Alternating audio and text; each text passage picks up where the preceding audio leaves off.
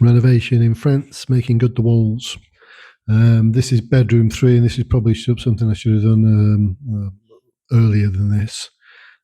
Because it's going to take a few weeks to dry. As such, this was where I'd started to do the hemp wall on the separation between the bedroom and the kitchen, and I did a small section on the bottom, and then not forgot about it as such, but went on to other things. Um, so um, I missed a slight mistake there, needed to sort it out. So anyway, I filled up as much as I could, and then moving on downstairs. So again, it's just a cob, but this is like the cob from the original house, and it meets a section of panelling, the sort of wood chipboard panelling that just starts for whatever reason on that part of the wall, and then continues on and around to where the chimney breast is.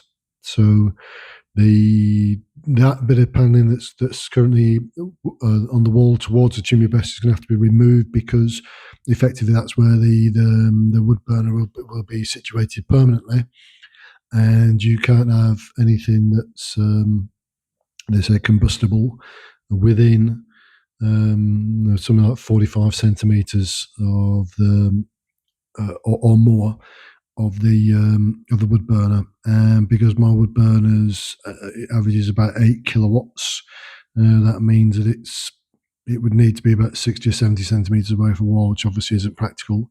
And also, I don't really like the wood paneling. I think it's another thing. It's a bit like the plasterboard in the kitchen. It's going to have, I'd imagine, hold humidity in between it and whatever's at the back of it, which I'm assuming is the wall. Well, clearly it's the wall, but what state the wall's in, normally you're covering something over because it's a mess at the back of it. So we'll all assume that the wall's in a poor state there, and what they decided to do when they renovated back in the early 1980s was to just board over whatever's there. Anyway, that will be discovered later on.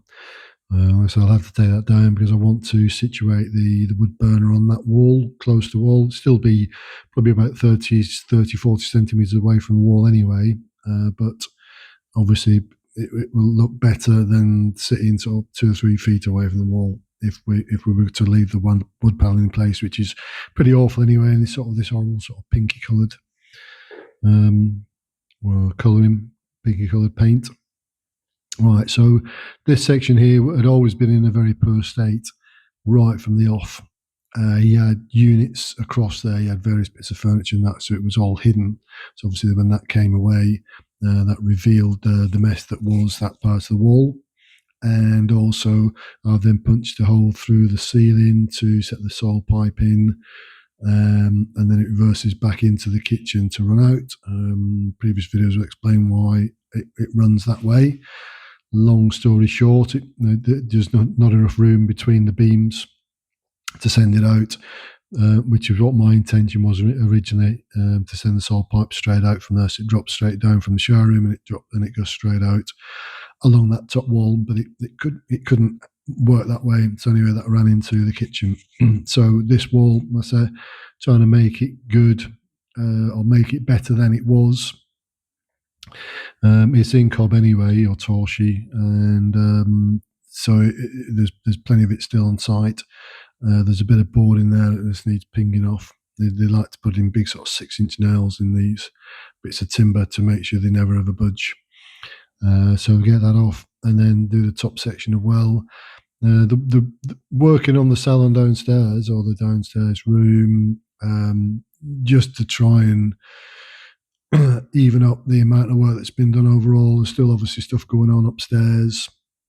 Bedroom 3, like I say, probably should have done the wall a long time before this to let it dry, so I can sort of get the painting and stuff done in there. But anyway, it is what it is with that. So it means that I always just try and find something else to do.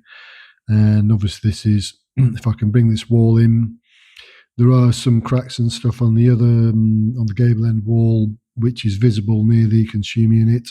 That'll need to be taken care of. And the wall at the bottom of where the consumer unit is in the right old state. But my feeling for that is I'll probably put a bit of wood paneling around that. Um, Again, a bit like the people have done here, but only maybe no more than sort of a metre high, with a bit of a rail around it. Just it looks more of a feature than just blocking the entire wall up with board. What's the thought process behind that? And then this again would need this wall to dry out a wee bit. The other wall, which you can't quite see, which is the partition wall with the neighbours, and that's fairly dry. And I've done a fair bit of filler and stuff on that because that was in a bit of a state as well. So it is coming together, this area, and wouldn't take a vast amount of work more now to get it sort of finished. We're in the point where we can sort of get it decorated and get the sort of pipe work boxed in. So it's things like a bit of carving is going to be going on this week. I say boxing in. There's another section of wall which is between where the front door is and sort of separate. What was the separation between the front room and the guy's bedroom, which is now all open plan now. But there's about a metre section of that, or maybe slightly less than about a 3 foot section, which is in a right all state as well. And so I've decided I'll definitely will be paneling over that as well. It's either that or plasterboard, and I don't really want to be putting too much plasterboard in down here. There's enough of that going on upstairs.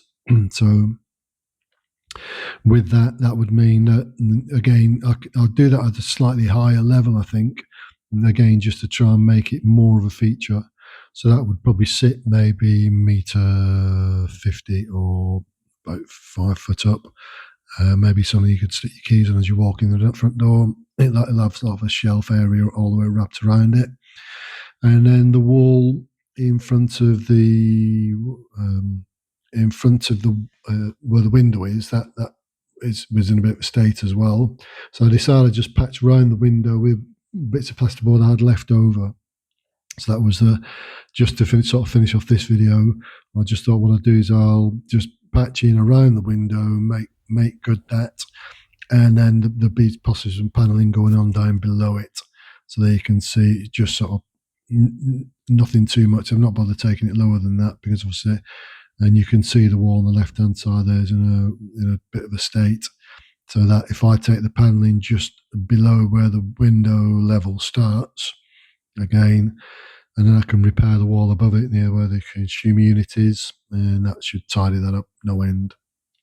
And then finally, so we've got a few things to look at today. Now the pipework's all done in the kitchen, I was able to close up with the tongue and groove that I've got spare the top section where it comes down and meets the timber frame. So that's the separation there for the shower room upstairs and the kitchen. And so that's two sections done now. There's the final section on the left hand side. We'll have to go in at some stage. But I just need to finish off the top section of the downstairs loo as well before I can board that up. So that's a few bits and pieces you can see today, cracking on, getting on well with it. I hope you've enjoyed this array of things, and please like and leave a comment.